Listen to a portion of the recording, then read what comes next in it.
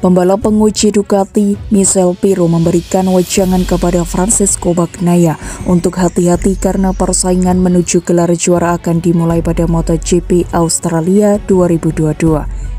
Persaingan perebutan gelar juara dunia MotoGP 2022 di akhir musim ini berjalan sangat ketat dan juga menegangkan. Panasnya persaingan dikarenakan ada 5 pembalap di klasemen yang masih memiliki peluang untuk menjadi juara dunia. Namun yang menjadi sorotan adalah duel antara Fabio Quartararo dari Monster Energy Yamaha dan juga Francesco Bagnaia dari Ducati Lenovo. Fabio Quartararo sempat merasa sangat percaya diri ketika berhasil memenangi balapan MotoGP Jerman 2022.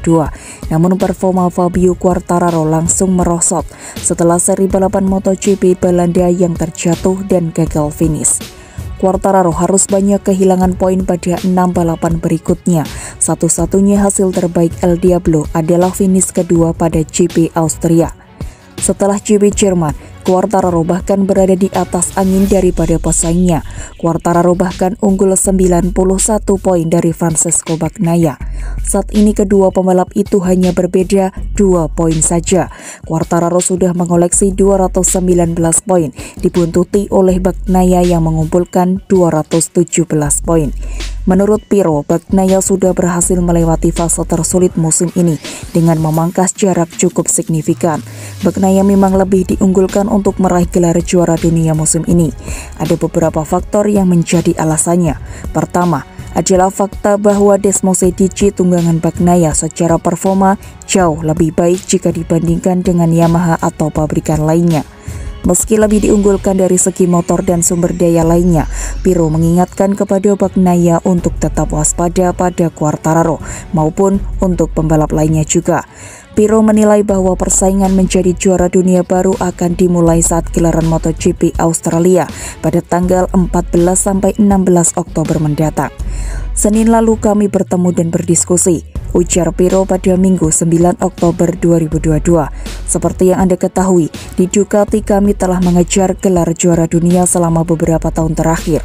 Dari sudut pandang tertentu, kejuaraan sebenarnya seolah-olah dimulai di Australia dan di mana Pecco harus mengelola berbagai situasi.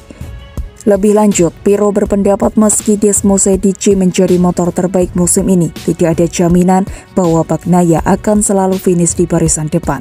Saat balapan semua bisa terjadi, sebagai contoh pada MotoGP Jepang 2022 di mana Bagnaia harus rela gagal finish karena kecelakaan di lap pamungkas. Kami mungkin memiliki motor terbaik di luar sana, tetapi balapan selalu tidak dapat diprediksi. Pecco jatuh di Jepang, sementara Quartararo tidak mencetak poin di Thailand. Sekarang mereka hanya selisih 2 poin saja. Anda harus tetap fokus, ada banyak pembalap cepat. Quartararo tidak boleh diremehkan, tak terkecuali Alex Espargaro.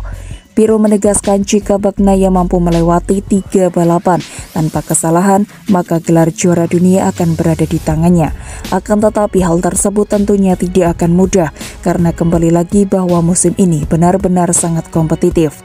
Yang paling sulit sekarang menantinya bagi Bagnaia, kejuaraan sesungguhnya mulai dari sekarang, tutup Pirro.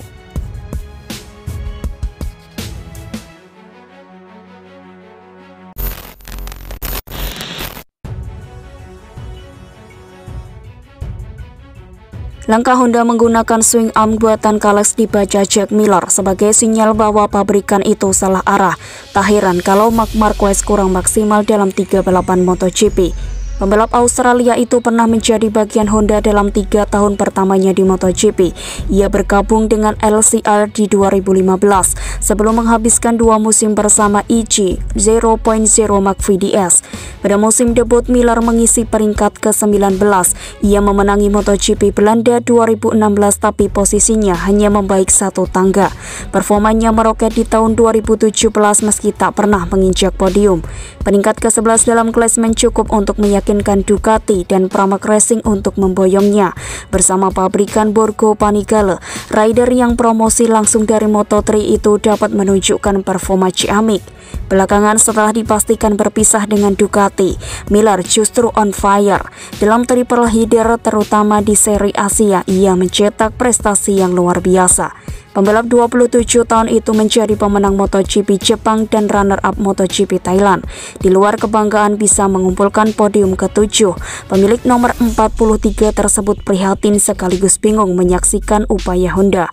Pabrikan itu memasang swing arm aluminium buatan Kalex untuk RC213V Marquez, alih-alih memakai perangkat karbon buatan sendiri. Hal ini membuat Miller mengernyitkan dahi. Langkah pabrikan Honda mengusung swing arm aluminium jelas terlihat sangat menarik, sebab sejak 2018, skuad asal Jepang itu menggunakan beberapa elemen berbahan karbon. Dikarenakan swing arm dan sejumlah perangkat pendukung yang diuji selama 2 tahun terakhir tak kunjung memberi hasil yang memuaskan, Honda pun mencari terobosan baru. Bagi kami tidak masalah apa yang ada di luar dan apa yang ada di dalam.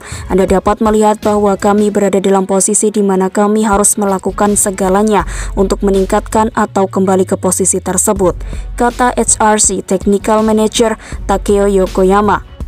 Jadi bagaimanapun caranya, kami harus melakukan semua yang bisa kami lakukan, dan mencoba swing arm Kalex hanyalah satu-satunya dari hal-hal yang harus kami lakukan, dan kami akan terus melakukan semua yang harus kami lakukan. Marquez sebelum mengatakan bahwa keputusan tentang perangkat baru bukan keputusannya. Sebagai pembalap, ia hanya bisa berusaha memberikan masukan, dan Honda yang pada akhirnya membuat keputusan final. Sementara itu, keputusan Honda menggunakan swing arm buatan Kalex dinilai Jack Miller sebagai sinyal bahwa pabrikan itu kehilangan arah. Sulit saya mengerti. Contohnya, Honda menggunakan swing arm Kalex. Apakah Honda Racing Corporation harus memakai vendor dari luar untuk membuat swing arm? Itu tidak masuk akal. Kita bicara tentang Honda, pabrikan motor terbesar di dunia. Saya bahkan tidak tahu berapa titel yang sudah mereka kumpulkan. Itu menunjukkan kalau Honda sangat hilang arah sejak Mark cedera. Kami orang Australia mengatakan Anda tidur di ranjang yang Anda bangun, dan Honda sudah membangun semua di sekitar satu pembalap saja. Bukan hanya tim pabrikan, tapi juga skuad satelit. Sekarang mereka punya seorang pembalap yang bisa mengendarai motor. Honda menjadi tempat yang sangat gelap dalam 2 tahun terakhir. Saya harap mereka bisa keluar dari sana dan menjadi Honda sejati. Saya yakin mereka dapat melakukannya.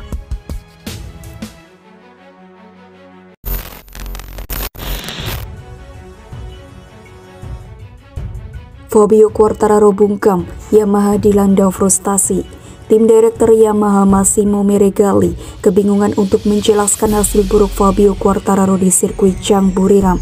Akhir pekan balap MotoGP Thailand adalah bencana bagi Quartararo. Alih-alih memperlebar jarak keunggulan dari Francesco Bagnaia, sang juara dunia bertahan malah kini dibayangi selisih 2 poin saja. Dalam perlombaan pun Quartararo benar-benar menderita. Kendati start dari grid P4, El Diablo melebar di tikungan 1. Pemuda asal Prancis itu lalu alami momen di tikungan 4. Dari situ semua strateginya berubah kacau. Sempat melorot ke urutan ke-19, Quartararo akhirnya harus puas finish P17 dengan jarak 34 detik dari pemenang balapan Miguel Oliveira. Tetapi yang mengecewakan, fakta sang pembalap Yamaha pulang membawa 0 poin saja. Sebaliknya, rival utama Bagnaia mengamankan podium ketiga. Tambahan 16 poin jelas begitu berharga bagi Pecco karena jarak 18 poin terpangkas menjadi 2 poin. Ini bisa dijadikan momentum untuk hadapi MotoGP Australia. Usai balapan, Quartararo menolak berbicara dengan media. Meregali bahkan mengaku bahwa Yamaha juga belum bertemu empat mata dengan Quartararo guna membahas secara spesifik akar permasalahan dari kinerja buruk di Buriram. Seperti yang bisa kami bayangkan, itu bukanlah situasi yang benar-benar ingin saya hadapi. Kami tidak berbicara dengan Fabio setelah balapan. Dia mungkin benar-benar kecewa dan frustasi. Dia langsung pergi ke kantornya untuk menenangkan diri, tutur Meregali.